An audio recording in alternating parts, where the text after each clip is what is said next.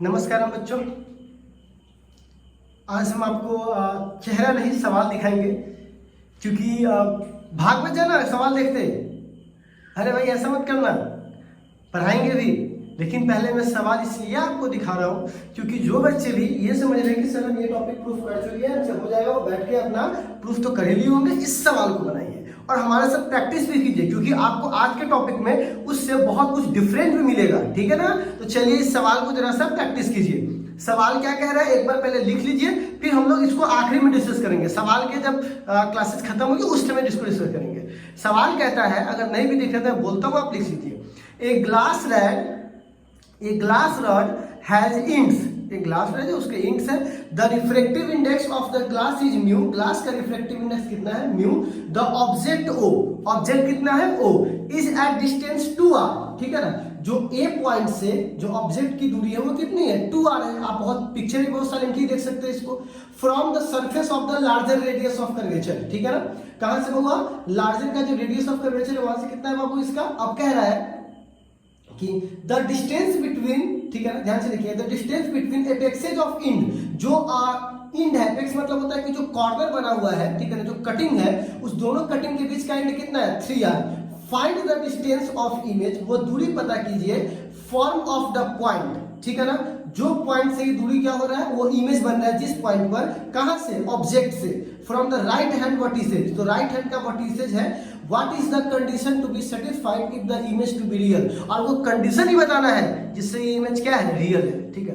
बहुत ही अच्छा क्वेश्चन है भाई साहब। एक बार इस क्वेश्चन को पहले आप आराम से देख लीजिए, पढ़ लीजिए और समझ लीजिए। इसको हम लोग आखिरी में डिस्कशन करेंगे। ठीक है ना? सब लोग कॉपी पर लिख लिए इसको, इतना समय काफी था आपके लिए कॉपी पर लिखने के लिए। हाँ तो बच्चों, आप लोगों ने क्वेश्चन को बना रहे होंगे उम्मीद है।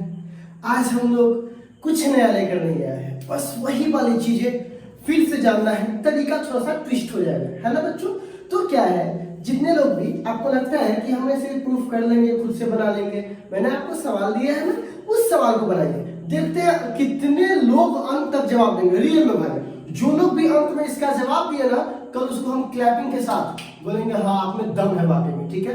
लेकिन मेरे बनाने से पहले, ठीक है, बाकी लोग यहाँ फोकस कीजिए। बाकी लोग जिनको लगता है कि ये बना सकते हैं, खुद से बना लिए, वो उस पर ध्यान दीजिए और सवाल को आखिरी तक बनाते रहना, छोड़ना नहीं है। ठीक है?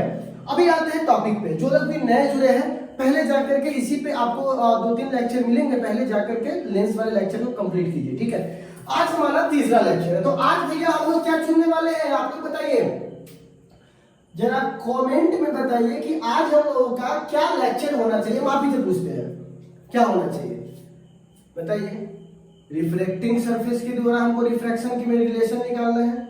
कौन सा रिफ्लेक्टिंग सरफेस होना चाहिए? Convex reflecting surface. जब ये कॉन्वेक्स रिफ्लेक्टिंग सरफेस है तो सबसे पहली बात क्या होगा, यहां पे लिखेंगे रिफ्रैक्शन थ्रू, एकदम कले वाला बात है। रिफ्रैक्शन थ्रू कौन सा surface? Convex refracting surface, convex refracting surface. अभी कॉन्केव नहीं आया है, अभी कॉन्वेक्स है। अब यहां पर एक चेंज आ गया है, तीसरा वाला केस है ये, थर्ड वाला। एक बार में कॉन्वेक्स था, ठीक है ना, तो एक में रियल एक में वर्चुअल, लेकिन कब? जब ऑब्जेक्ट को एरर मीडियम में रखे थे तब। अब when object is place, object को कहां रखे हैं? When object is place in denser medium. कौन सा मीडियम हुआ? Denser medium.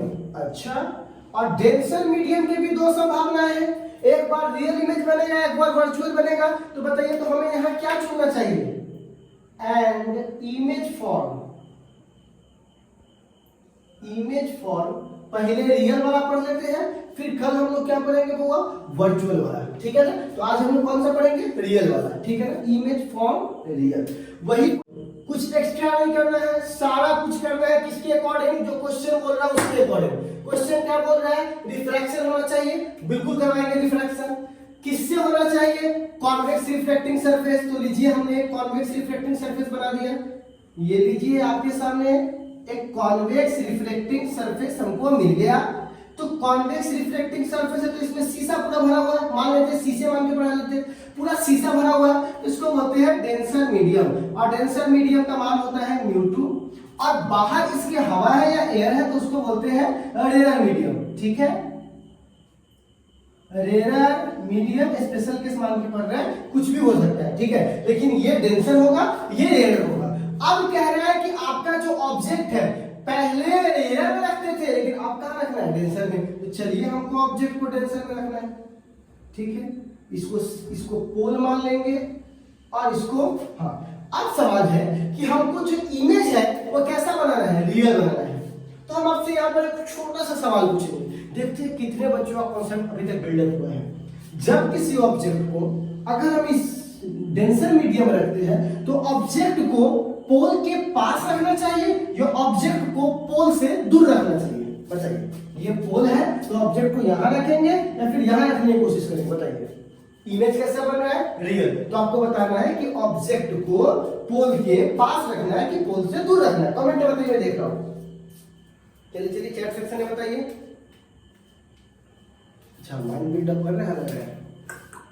हाँ सही है, सही है। हाँ हुआ, इमेज कैसा बन रहा है, रियल, तो दूर रखिए ना, दूर रखिए। ऑब्जेक्ट वो है, तो जब कोई लाइट रे यहाँ जाएगा, ठीक है ना, ऑब्जेक्ट से लाइट रे निकलेगा, हालांकि दो लाइट रे निकलती है, लेकिन इसको भी मैं इग्नोर करता हूँ क्योंकि तो सीधा चला जाता है, इसमें तो कोई रिफ्लेक्शन है भी नहीं करे। रिफ्लेक्शन मतलब होता है अपने पथ से मुड़ जाना।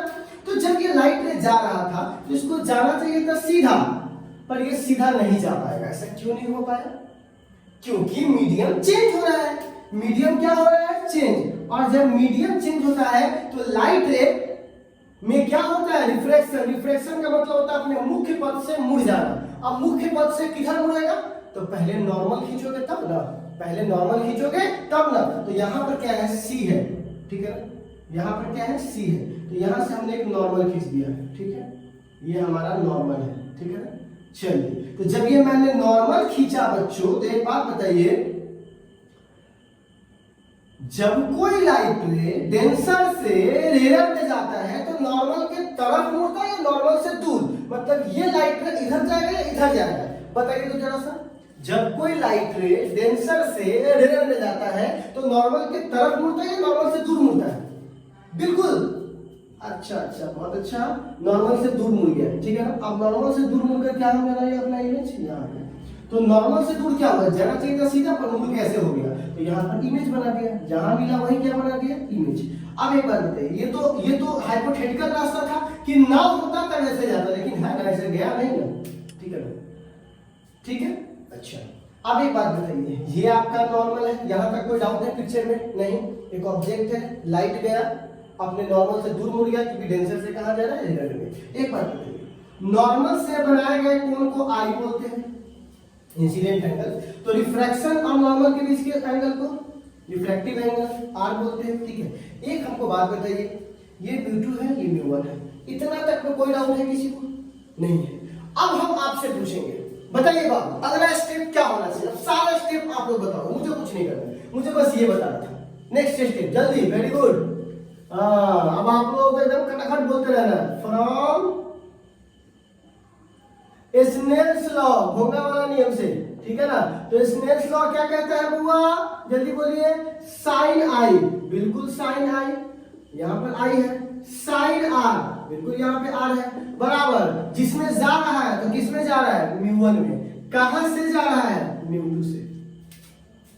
μ1 से कहां जा रहा है, सॉरी μ2 से कहां जा रहा है, μ1 में। तो जिसमें जा रहा है वो मीडियम, अब बट्टा जिससे जा रहा है वो मीडियम। बहुत लोग रट ही लेता है, μ2 बट्टा μ1, μ2 बट्टा μ1, ऐसा नहीं होता है। जिस माध्यम में जा रहा है वो माध्यम, बट्टा जिससे जा रहा है वो माध्यम, μ1 भी हो सकता है, μ2 भी हो सकता है, कुछ भी हो सकता है, इसीलिए मेन बात ध्यान रखिएगा, ठीक है।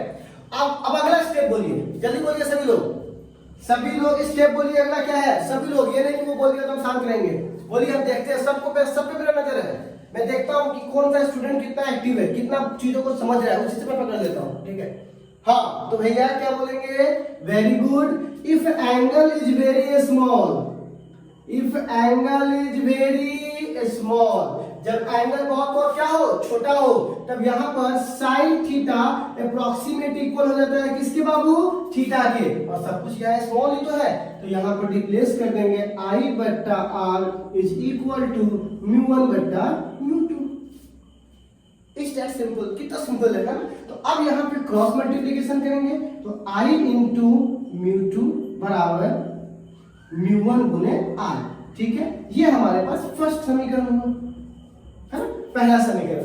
अब आपके सर के पास बोर्ड की कमी है, इसीलिए बार बार इसको मिटाना पड़ेगा हमको। यहां तक में कोई डाउट है आपको तो बताइए। कोई डाउट नहीं है, बिल्कुल सही है। अब आप बताइए, हमने आई और आर तो निकाल लिया, हमारा नेक्स्ट अप्रोच क्या होना चाहिए, जल्दी बताइए, नेक्स्ट अप्रोच बताइए, तब तक इसको मिटाते हैं।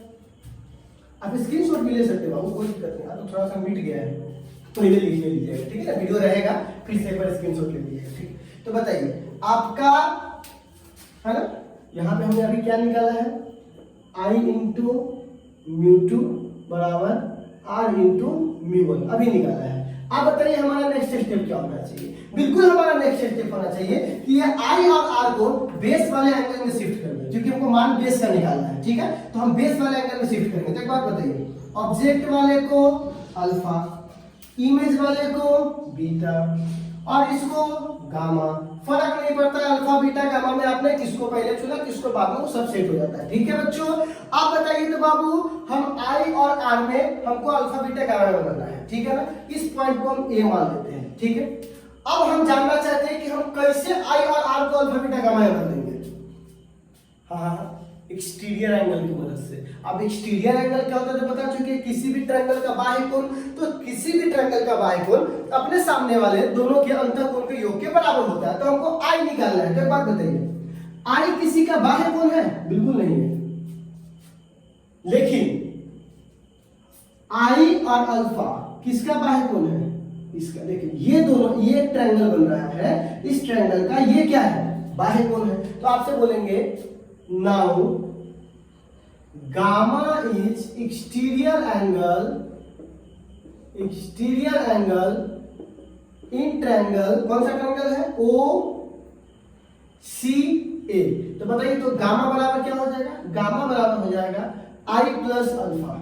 ये दोनों सामने वाला है, तो ये बाह्य कोण है, तो बाह्य कोण सामने वाले दोनों के अंतःकोण के योग के बराबर। लेकिन हमको निकालना तो आई है, तो यहां से आई बराबर क्या लिखेंगे? गामा, और अल्फा को उधर लिखेंगे, तो गामा माइनस अल्फा। तो हमने यहाँ से किसका मान निकाल लिया है? आई का।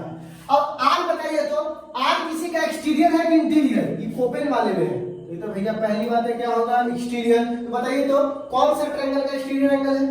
बोलिए बोलिए, कमेंट में बोलिए, हम रुके हुए। आर कौन से ट्रायंगल का एक्सटीरियर एंगल है? तो नाउ ट्रायंगल, वेरी गुड, सी ए आई का ये क्या है बाबू? एक्सटीरियर एंगल है, ठीक है ना। जहां पे आर बराबर क्या लिखेंगे? Gamma plus beta. आर बराबर गामा प्लस बीटा, क्या हो जाएगा? आर बराबर गामा प्लस बीटा। तो यहाँ पे हमने क्या निकाल लिया? सेकेंड, ठीक है। अब आई और आर के मान को कहाँ रख दें? समीकरण फर्स्ट में। कहाँ रख देंगे? समीकरण फर्स्ट में। तो क्या बोलेंगे? नाउ द वैल्यू ऑफ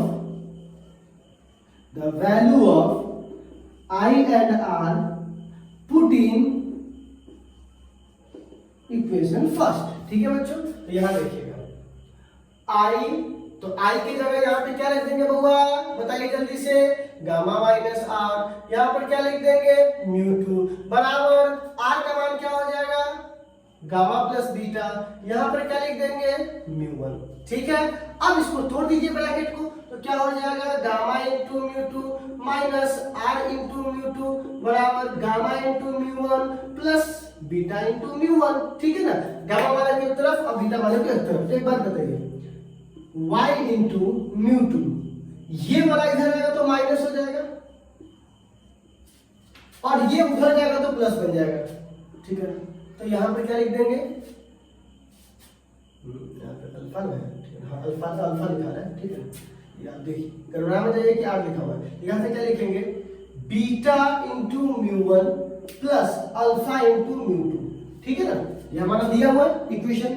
अब हम इसमें से कुछ कॉमन ले लेते हैं, तो गामा कॉमन लेंगे तो क्या हो जाएगा? Mu two minus mu one into gamma बराबर beta into mu one plus alpha into mu two. हम इसको समीकरण सेकेंड मान सकते हैं, समीकरण second. First step Snell's law, second step alpha beta का मान बनाना, थर्ड स्टेप बोलिए, जल्दी बोलिए थर्ड स्टेप क्या होना चाहिए, बताइए बताइए थर्ड स्टेप। तब तक मैं इसको मिटा देता हूँ, ठीक है ना। आप इसको नोट कर सकते हो, स्क्रीनशॉट ले सकते हो, बिल्कुल आप वीडियो के बाद भी ले सकते हो, कोई दिक्कत नहीं, ठीक है। हाँ बिल्कुल ठीक है, वीडियो के बाद लोगे ना तो थोड़ा सा लाइक वाइक भी कर लोगे, ठीक है ना। अब हम कैसे बोले तुम लाइक कर लो, ठीक है ना, लाइक कर दो, सब्सक्राइब कर दो, शेयर कर दो, कि बोलना पड़ेगा ये सब। अच्छा लगेगा तो अपने कर दोगे, नहीं लगेगा नहीं करोगे, क्या बोलो। तो एक बात बताइए, क्या बात करते हो सर, अरे आप लोगों को पूरा बोलो सर, इतना इतना फैमिली, इतना बड़ा फैमिली बना है तो आप ही लोग की वजह से। तो ये जीरो एडवर्टाइजिंग मास्टर को कौन पूछता है भाई, ठीक है ना। आप लोगों ने कितना अच्छा से शेयर किया हमको सब पता है, आप लोगों ने बहुत मेहनत किया है इसको आगे बढ़ाने में, सबका ध्यान है हमें, ठीक है। कि आप लोगों ने जो मेहनत किया बेकार नहीं जाने देंगे, ठीक है। कुछ मेहनत हम भी आपको करके देंगे, ठीक है, गिव रिस्पॉन्स में, ठीक है। तो देखो बुआ, μ2 minus μ1 into alpha equal to beta μ1 plus alpha into μ2। अब हमको गामा का मान निकालना है। अब तो चलिए गामा का मान कैसे निकालेंगे, तो सबसे पहले एक परपेंडिकुलर लाइन खींचेंगे, वेरी गुड, आप लोगों ने बोला भी था।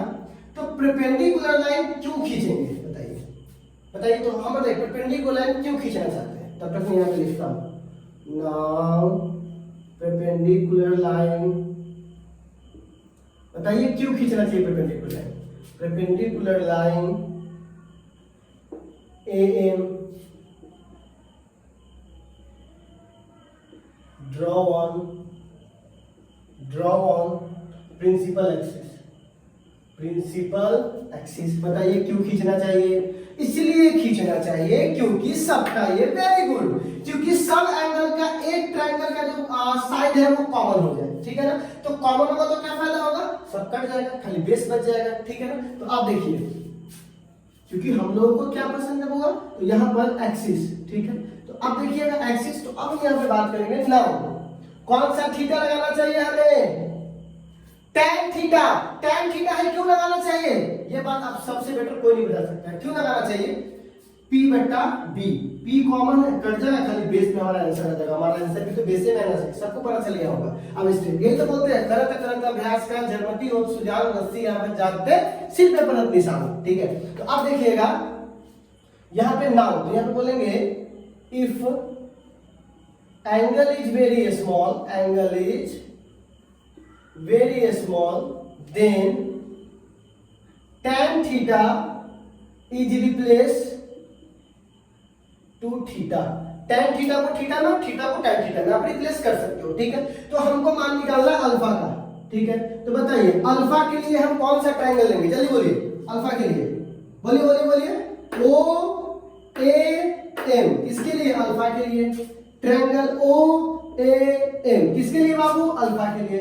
अब बताइए यहां से क्या लिखेंगे, tan अल्फा। तो tan अल्फा का मान कितना होगा, तो tan अल्फा बराबर लंब बट्टा आधार। लंब का मान बोलिए कौन है, ये लंब है बच्चों AM, आधार बोलिए कौन है, OM, ठीक है।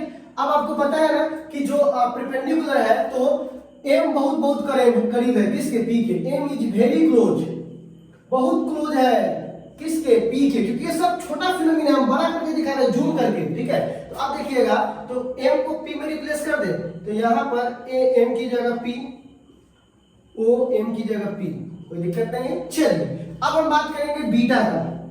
अब अच्छा तुम लोग खुद से बताओ बीटा कौन सा होगा, तो बीटा के लिए ट्रायंगल बोलिए कौन सा होगा, AIM, ठीक है ना, ट्रायंगल AIM।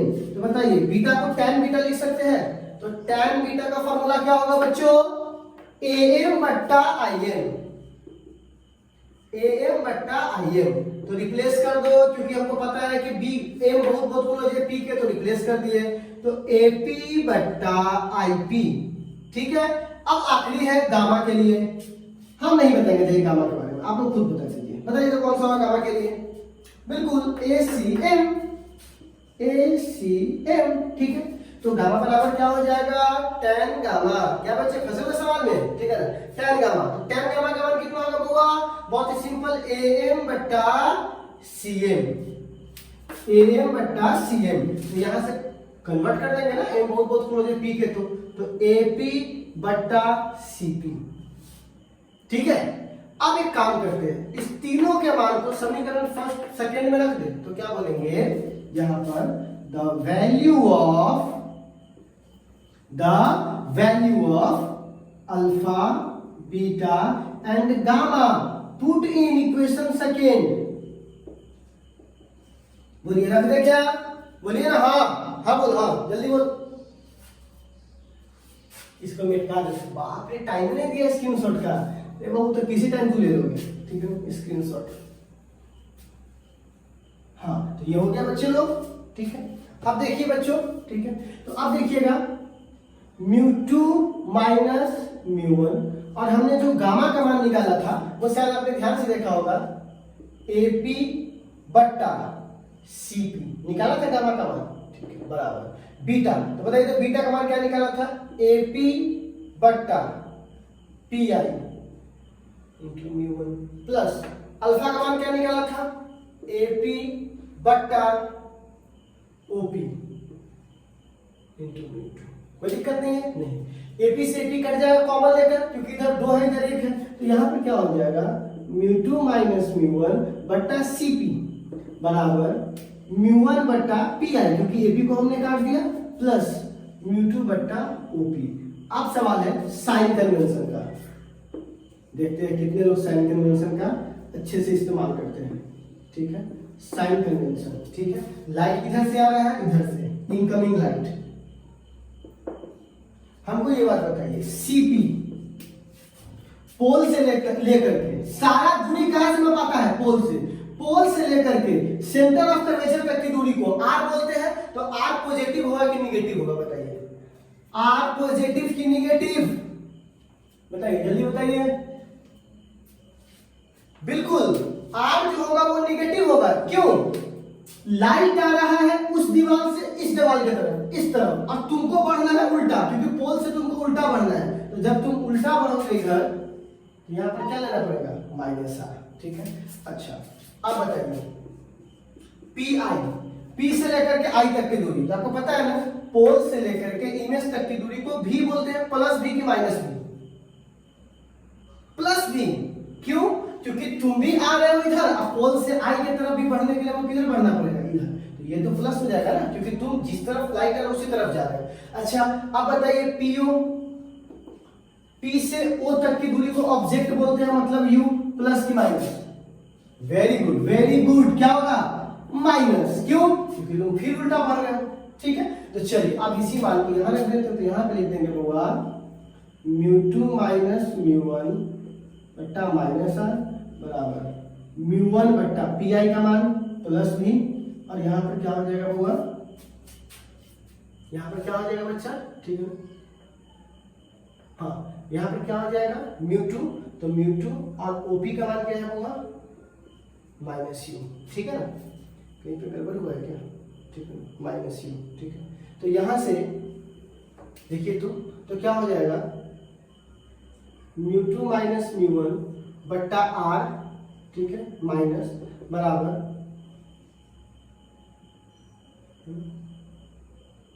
μ1 बट्टा V, ठीक है, प्लस μ2 बट्टा -U।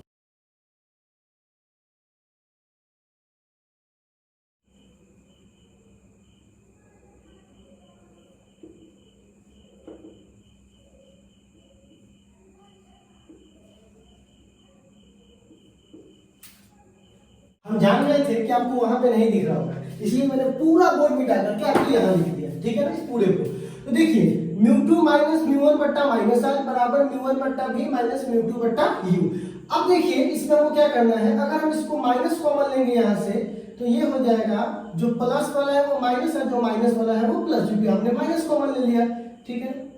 अब और बट्टा यहाँ क्या हो जाएगा R, ठीक है ना, बराबर μ1 बट्टा V माइनस जो पहले से था ऑलरेडी, ठीक है ना, और μ2 बट्टा U, तो माइनस से माइनस कट जाएगा, तो ये हो जाएगा μ1 माइनस μ2 बट्टा R बराबर μ1 बट्टा V माइनस μ2 बट्टा U।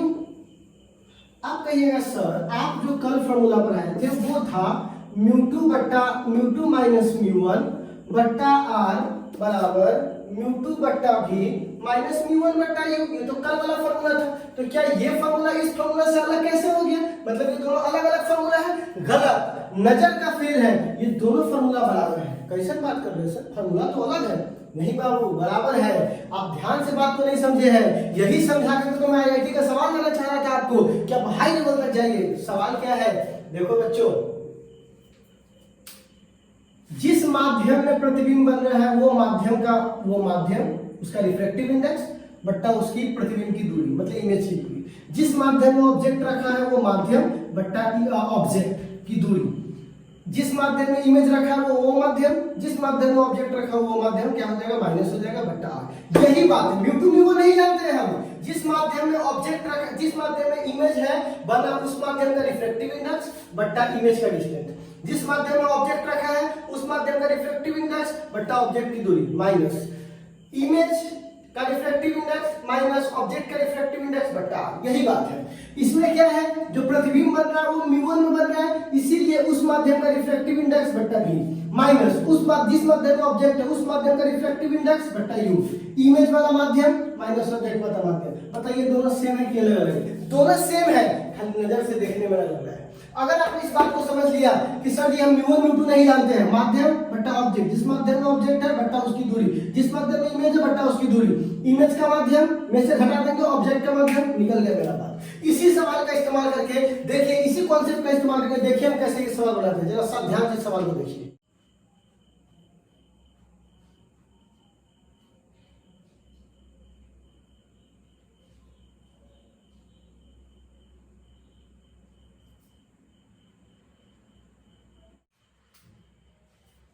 चलिए आप इस सवाल पे आते हैं, ठीक है बच्चों लोग, इस सवाल पे आते हैं। इस सवाल का सारा कुछ हमारे पास यहाँ डेटा दिया हुआ है, तो इसकी जरूरत नहीं है, हम समझा चुके हैं कि यहाँ पर क्या कह रहे हैं। ये ग्लास है, उसकी रिफ्रैक्टिव इंडेक्स म्यू है, तो हम यहाँ पे ग्लास की रिफ्रैक्टिव इंडेक्स म्यू मान लेंगे। बाकी सारा चीज तो आपको पिक्चर में ऑलरेडी दिया हुआ है, ठीक है। तो हम इसको एक बार मिटा देते हैं, ठीक है, क्योंकि सवाल में जो मेन बातें थी सारी बातें भर दिया, और जो मेन 3 बातें कह रही आपसे यही कह रहा है कि हमको इमेज का फाइनल दूरी बताइए, ठीक है ना, इमेज की डिस्टेंस बताइए पोल से, और दूसरी बात क्या बताइए हमें, और दूसरी बात कह रहा है कब ये रियल बनेगा कब ये वर्चुअल बनेगा। तो इसमें 2 सरफेसेस है, एक ये वाला सरफेस है, एक ये वाला सरफेस है। तो क्या बोलेंगे, फॉर फर्स्ट सरफेस, है ना। बहुत ही आसान, बहुत ही सिंपल सा फॉर्मेट है। बच्चे लोग आंसर किए, जो लोग ने बना लिया है आंसर, नहीं तो हम बना रहे हैं, अपना आप लोग बनाते रहिए, ठीक है ना। देखो वो फर्स्ट सरफेस, तो एक बात बताइए, फर्स्ट सरफेस ऑब्जेक्ट कहाँ रखा हुआ है, हमको एक बात बताइए। सबसे पहले u की वैल्यू क्या होगी, तो u की वैल्यू होगी 2r, क्योंकि पोल से यहां तक की दूरी क्या है 2r। पहले सरफेस के लिए ऑब्जेक्ट ये है और उसका इमेज यहां बन रहा है। यहां देखिए, पहले सरफेस के लिए पोल से ऑब्जेक्ट की दूरी ये है और पोल से इमेज की दूरी ये है। तो पहले सरफेस का ऑब्जेक्ट OA है, ऑब्जेक्ट OA है, और इमेज कितना है AI1, ठीक है। तो एक बात बताइए, U की वैल्यू, OA की वैल्यू 2r, प्लस की माइनस, बताइए प्लस की माइनस, बताइए माइनस क्यों। अब देखिए रेज आ रहा है इधर, हम बढ़ रहे हैं उल्टा, यहाँ पर क्या लग जाएगा होगा माइनस। अच्छा, और v की वैल्यू ये तो हमको निकालनी है, क्योंकि पहला इमेज का मान हमको निकालना है, हमको नहीं पता कितना है, ठीक है। अच्छा, और तो अब हमने एक बात बताइए, ऑब्जेक्ट कहाँ रखा हुआ है, ऑब्जेक्ट इन कौन सा मीडियम, रेयर मीडियम। तो ऑब्जेक्ट इन रेयर मीडियम, बहुत ही सिंपल सा कॉन्सेप्ट लगाएंगे बच्चों, क्या लगाएंगे, म्यू टू बट्टा v1 माइनस म्यू वन बट्टा u बराबर mu two minus mu one, है ना, बट्टा क्या हो जाएगा r। एक बात बताइए, म्यू टू बट्टा v1 हमको मान निकालना है, नहीं पता, और जिसमें अब v बन रहा है उसको क्या बोलेंगे म्यू, क्योंकि ग्लास का रिफ्रैक्टिव इंडेक्स कितना है म्यू। बाहर अगर एयर है तो म्यू वन का मान कितना हो जाएगा 1, क्योंकि बाहर एयर है, ऑब्जेक्ट जहां रखा हुआ होगा आपका माध्यम क्या है एयर है, बट्टा u, ठीक है ना। तो u की वैल्यू क्या है 2r, माइनस 2r की प्लस 2r, माइनस 2r, ठीक है, बराबर। तो म्यू टू, तो म्यू टू की जगह म्यू, अच्छा म्यू वन की जगह 1 और बट्टा r। तो यहाँ पे r की जगह क्या हो जाएगा प्लस की माइनस, तो r तो यहाँ रेडियस r ही है, लेकिन इसका प्लस की माइनस, प्लस, क्योंकि आप पोल से इधर भरोगे तो क्या हो जाएगा ये प्लस, तो प्लस आर। तो जब आप इसको कैलकुलेट करेंगे तो जरा यहाँ ध्यान से देखिएगा, म्यू बट्टा v1, ये माइनस माइनस क्या हो जाएगा प्लस, तो म्यू माइनस 1 बट्टा आर। अब ये माइनस माइनस प्लस उधर जाएगा तो क्या बन जाएगा माइनस। एकदम सिंपल है। इस सवाल के लिए आपके दिमाग का कॉन्सेंट्रेट होना बहुत जरूरी है। अब बट्टा पर का जोड़ सॉल्व करेंगे, तो जब बट्टा पर का जोड़ हम सॉल्व करेंगे, इसको मिला लेते हैं, ठीक है। कंडीशन रियल का सेटिस्फाइड चाहिए, तो यहाँ पर हम क्या लिखेंगे होगा, म्यू बट्टा v1 बराबर बट्टा पर का जोड़ कर लीजिए, तो बट्टा पर का जोड़ हो जाएगा 2r का होल स्क्वायर, ठीक है। एक r से एक r कट जाएगा, ठीक है, सॉरी माफ कर दीजिएगा, यहाँ पर क्या हो जाएगा 2r होल स्क्वायर, मल्टीप्लाई नहीं हो रहा है, 2r, एक r से एक r कट जाएगा तो यहाँ पर क्या हो जाएगा 2, इसके साथ क्या मल्टीप्लाई हो जाएगा 2 म्यू माइनस 1, एकदम सिंपल बट्टा पर का जोड़ है, ठीक है। इस दोनों को क्या करेंगे 2r को यहाँ लिख देंगे, r से r कट जाएगा 2 मल्टीप्लाई 2r से 2r कट जाएगा, ये 10 का 10 1 के 1 रह जाएगा, ठीक है ना। कोई दिक्कत है नहीं, तो क्या हम इसको लिख सकते हैं म्यू बट्टा v1, ठीक है ना। तो अब देखो म्यू को यहाँ भेज दें तो क्या हो जाएगा mu into 2 into mu into R, क्योंकि हमने म्यू को कहाँ भेज दिया, यहाँ पर। मान किसका निकालना है v1 का। अब यहाँ पर क्या बोलेंगे 2 म्यू माइनस 2 माइनस 1, ठीक है। तो आप बताइए 1 बट्टा v1 की वैल्यू हो जाएगी बच्चों 2 म्यू आर, और यहाँ पे 2 म्यू माइनस 3। जब इसको पलट देंगे तो बताइए v1 का मान आ जाएगा 2 म्यू आर बट्टा 2 म्यू माइनस 3। ये हमने किसका मान निकाल लिया v1 का। क्या ये आपका फाइनल आंसर है? बिल्कुल नहीं, क्योंकि आपने अभी पहले सरफेस के दौरान निकाला है, अभी दूसरे सरफेस के दौरान निकालना बाकी है। ध्यान से समझिएगा, आपने कौन से सरफेस के दौरान निकाला है पहले, दूसरे के दौरान निकालना क्या है बाबू बाकी है, ठीक है। अब चलिए हम लोग आगे बढ़ते हैं, ठीक है। इस स्टेप को मिटा देते हैं। इसमें किसी को डाउट है तो बोलिए, फिर से बोलता हूं। ऑब्जेक्ट की दूरी पोल से यहां तक -2r, ठीक है। अच्छा v का मान निकालना है, तो यहाँ पर ये वाला फॉर्मूला रखें म्यू2 बट्टा v1 माइनस v1 बट्टा ये बराबर म्यू2 माइनस v1 बट्टा r। कितने बच्चों ने इस स्टेप से v1 का मान निकाल लिया? हाथ उठाओ तो देखते हैं कितने लोग हैं। हम इसको मिटा सकते हैं, ठीक है। अब फर्स्ट सरफेस हो गया, अब सेकेंड सरफेस, ठीक है। फर्स्ट सरफेस के काम खत्म करके हमने v1 का मान निकाल लिया। अब हम लोग बात करेंगे सेकेंड सरफेस का, ठीक है। अब ध्यान से देखिए फॉर सेकेंड सरफेस, क्योंकि हमारा फाइनल आंसर तो वही दे सकता है। फॉर सेकेंड सरफेस तो अप्रोच क्या है जरा देखिएगा। सेकेंड सरफेस में एक बात बताइए, म्यू1 का मान कितना है, ठीक है। ध्यान से बताइए म्यू1 का मान कितना है, ठीक है। म्यू1 का मान म्यू है, ठीक है, और म्यू2 का मान 1 है, जिसमें जा रहा है वो 1 है, ठीक है। अब एक बात बताना है, हमको u का मान जानना है। u मतलब इस वाले सरफेस के लिए एक बात बताइए, इस वाले के लिए ये ऑब्जेक्ट था, ये इसका क्या था इमेज था, लेकिन इस वाले सरफेस के लिए जो इसका इमेज है वही इसका ऑब्जेक्ट होगा, और इसका फाइनल इमेज यहां बनेगा। देखिए जो इसका ऑब्जेक्ट था, जो ये ऑब्जेक्ट है उसका इमेज ये है, लेकिन इस वाले के लिए जो इमेज है इस वाले के लिए ऑब्जेक्ट है, क्योंकि सांस भी कभी बहुत ही देखिएगा नजरिया बदल गया। अब देखो इसे एक चंदा मामा है, तो चंदा मामा को आप एक प्लेट रखते हो पानी का, ठीक है ना, और क्या होता है कि चंदा मामा का पिक्चर कहाँ बनता है पानी में, तो चंदा मामा ऑब्जेक्ट और पानी में इमेज। लेकिन जब तुम पानी में देखते हो, ठीक है ना, तो तुम्हारी आंखों पर इमेज बनता है, और ऑब्जेक्ट कौन हो जाता है, वो जिस प्लेट में पानी रखा हुआ है, ठीक है। ध्यान से देखना, जब तुम चंदा मामा को एग्जैक्टली में देख रहे हो पानी में, तो जो किसी का इमेज है वो तुम्हारे लिए उसका ऑब्जेक्ट बन जाएगा, ठीक है ना। तो ऑब्जेक्ट क्या है चंदा मामा, इमेज क्या है पानी में, लेकिन जब तुम आंखों पे देखोगे तो वही चंदा मामा जो पानी में है वो क्या बन जाएगा ऑब्जेक्ट, जो इमेज था वो ऑब्जेक्ट, और तुम्हारे आंखों में क्या बनेगा इमेज। तो जो किसी का ऑब्जेक्ट इमेज है वो किसी का ऑब्जेक्ट भी बन सकता है, ठीक है ना। तो यहाँ पर म्यू1 बराबर म्यू2 बराबर 1, ठीक है। तो अब यहाँ से u का मान कितना होगा, तो u का मान होगा bi1, क्योंकि सेकेंड वाले सरफेस के लिए ऑब्जेक्ट की दूरी यही है, ठीक है ना, bi1। तो मेरा आपसे एक सवाल है, bi1 पॉजिटिव होगा कि नेगेटिव, जरा बताइए तो।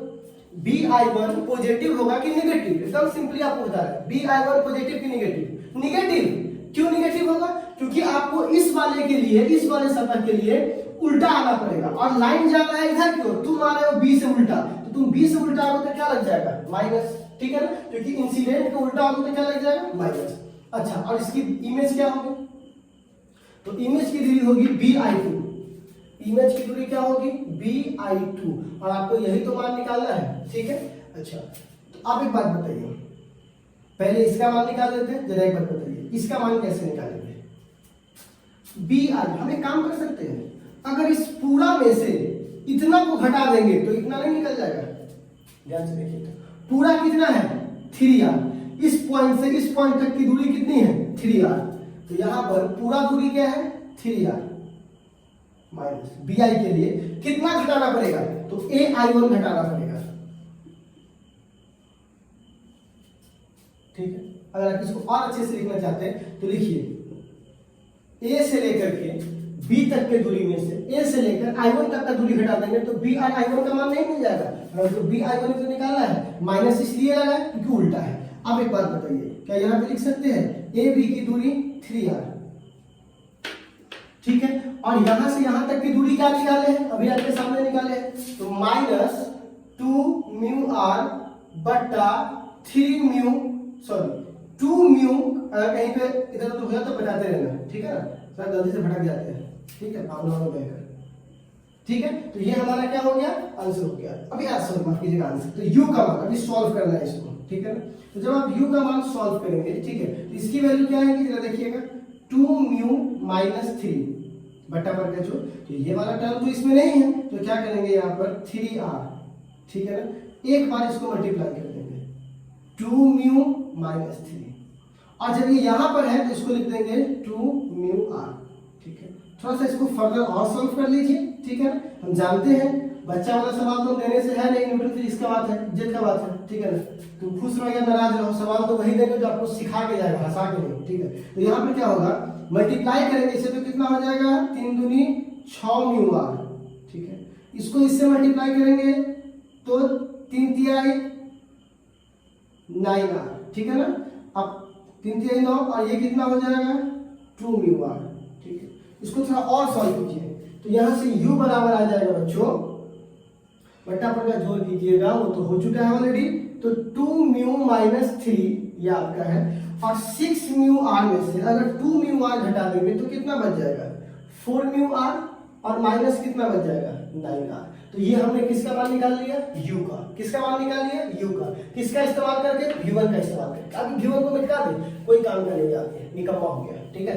अब हम लोग लगाएंगे रिफ्रैक्टिंग सरफेस का फॉर्मूला, ठीक है ना, for refracting surface, refracting surface. तो अभी मैं आपको कला सिखाया हूं कैसे लिखता हूं, म्यू1 म्यू2 को भूल जाओ, म्यू1 म्यू2 को एकदम भूल जाओ, काम खत्म, वो फालतू वाला बात नहीं।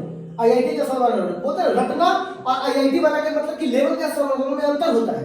अंतर क्या है, इमेज किस मीडियम में बन रहा है, हवा वाले में, जिसका माध्यम 1 है। फिर बात बताइए, जिस मीडियम में इमेज बन रहा है वो माध्यम का मात्रा म्यू1 का मान कितना है, क्योंकि ये बाहर एयर है, तो म्यू1 बराबर 1, मतलब इसकी म्यू की वैल्यू क्या है 1 है। तो जहां बन रहा है इमेज बन रहा है उसका माध्यम 1, और बट्टा इमेज की डिस्टेंस v2, वही तो हमको निकालना है, v2 का मान से निकालना है, बराबर सॉरी माइनस ऑब्जेक्ट किस माध्यम में है u, और बट्टा ऑब्जेक्ट की दूरी क्या है, तो ऑब्जेक्ट की दूरी यहां पे निकाल चुके हैं, कितना 4 म्यू r माइनस 9r बट्टा 2 म्यू माइनस 3 है ना।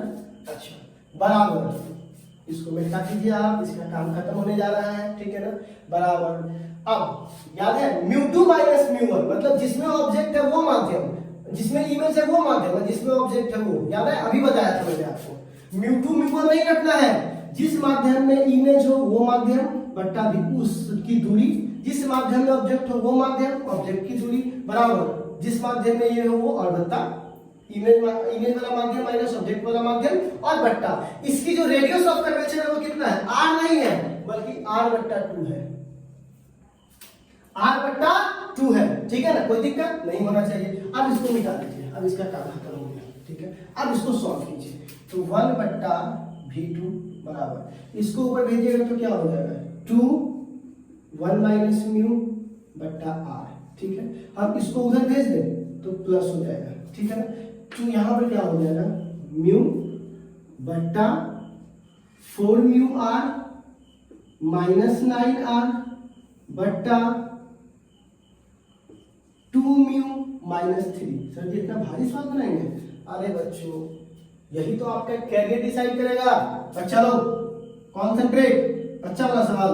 म्यू का मान दिया हुआ, म्यू टू का मान दिया हुआ, आप भी आई हुआ निकाल लिए, उस सब यहाँ नहीं चलेगा। तो पता है आप कहाँ चलेगा, वहीं जाओ, ठीक है। यहाँ सिर्फ और सिर्फ वही बच्चे हैं जिसका दिमाग एकदम संतुलित है कि आपको कुछ करना है, बाकी सब तो निकम्मे लोगों को पता नहीं निकलना क्या है, ठीक है। तो आप लोग हंसते खेलते रहिए। इसको ऊपर भेज देंगे, तो ऊपर भेज देंगे तो क्या हो जाएगा, इसको अंदर मल्टीप्लाई कर देंगे तो हो जाएगा 2 माइनस 2 म्यू, ठीक है, बट्टा क्या हो जाएगा आर, और प्लस ये वाला ऊपर चला जाएगा तो म्यू 2 म्यू माइनस 3 और बट्टा 4 म्यू आर माइनस 9 आर। अब बट्टा बट्टा जोड़ कर रहे हैं, कुछ नहीं है, एकदम सिंपल सा बात है, ठीक है, वहां हो जाएगा, ठीक है।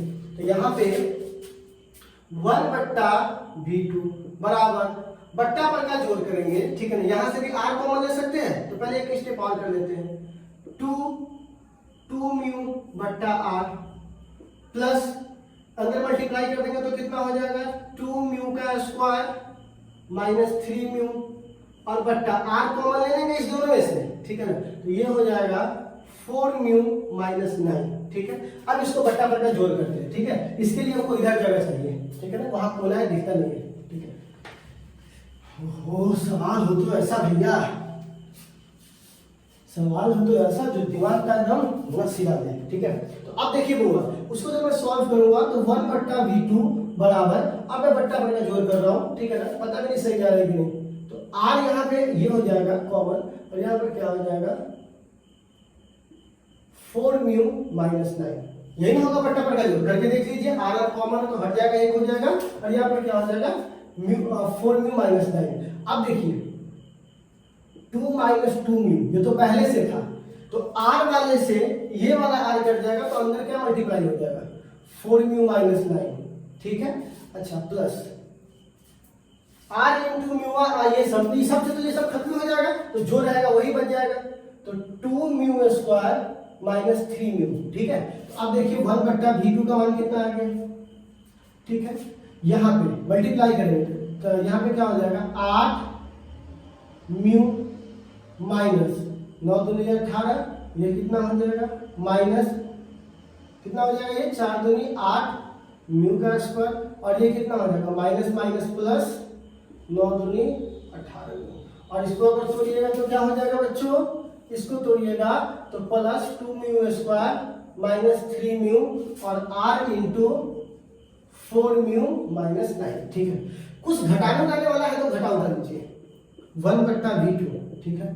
तो पहले एक बात बताइए, स्क्वायर वाला कहाँ है, 8 म्यू स्क्वायर और यहाँ पर क्या है 2 म्यू स्क्वायर, ठीक है ना। जब इसको घटाइएगा तो कितना, इसको जोड़िएगा तो कितना हो जाएगा 6 म्यू स्क्वायर, लेकिन किस में, माइनस में, ठीक है। अच्छा अब 8 म्यू, ठीक है ना, 8 म्यू और 18 म्यू, ठीक है ना, कितना हो जाएगा बाबू 8 म्यू और 18 म्यू 26 म्यू, और 26 म्यू में से 3 म्यू घट जाएगा, तो बताइए कितना हो जाएगा, 26 में से 3 म्यू घट जाएगा तो कितना हो जाएगा 23 म्यू, ठीक है ना। और माइनस कितना यहाँ पे बच जाएगा 18 बट्टा यहाँ पर क्या हो जाएगा r 4 म्यू माइनस 9, ठीक है ना, r 4 म्यू माइनस 9। अब एक बात बताइए, हम यहाँ पे लिख सकते हैं क्या 1 बट्टा v। अब देखिएगा यहाँ पे बच्चों, यहाँ से माइनस कॉमन ले लेंगे, तो माइनस कॉमन लेंगे तो हो जाएगा 6 mu square minus 23 mu plus 18, और यहाँ से भी माइनस कॉमन ले लेते हैं, तो माइनस कॉमन लीजिएगा तो ये हो जाएगा r, और यहाँ हो जाएगा ये माइनस वाला बन जाएगा प्लस, और प्लस वाला बन जाएगा माइनस, ठीक है। बहुत सारे इसमें रीजन है, क्या है आप जरा सा समझिए, थोड़ा सा तो आपको मैथमेटिकल करना ही पड़ेगा बच्चों, सवाल भी थोड़ा सा है, और जेईई मेंस बच्चा वाला सवाल पूछ के आपको करोड़ों रुपए का तनख्वाह कह देगा भाई, डॉक्टर इंजीनियर क्यों बना देगा आपको, कुछ रीजन होगा ना, आपको कुछ स्पेशल तो होना चाहिए ना। तो आप देखिए ये माइनस माइनस कट जाएगा तो ऊपर बच जाएगा 6 mu square minus 23 mu plus 18, और बट्टा क्या हो जाएगा नीचे में r और 9 माइनस 4 म्यू, ठीक है ना बच्चों। अब देखिए अगर आपको द्विघात समीकरण, जो कि आज शाम में ही हम बता देंगे आपको, अगर आप इस द्विघात समीकरण को सॉल्व कीजिएगा तो बहुत सिंपल सा आंसर आ जाएगा 9 म्यू माइनस 9 म्यू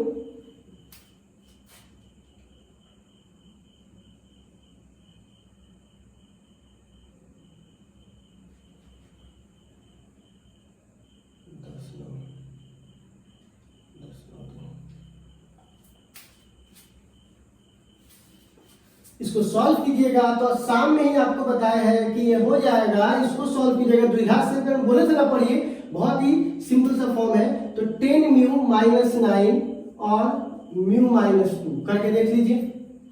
अगर आप इसको तोड़िएगा ठीक है ना तो आपको मान यही आ जाएगा, ठीक है ना, करके आप चाहे तो देख सकते हैं, ठीक है। अब इसकी वैल्यू क्या हो जाएगा r 9 माइनस 4 म्यू, ठीक है। जब इसको पलट देंगे तो v2 की वैल्यू हो जाएगा r 9 माइनस 4 म्यू, पलट दिए तो, और इसको नीचे ले आएंगे, इसको तोड़िएगा तो यही आ जाएगा, ठीक है ना।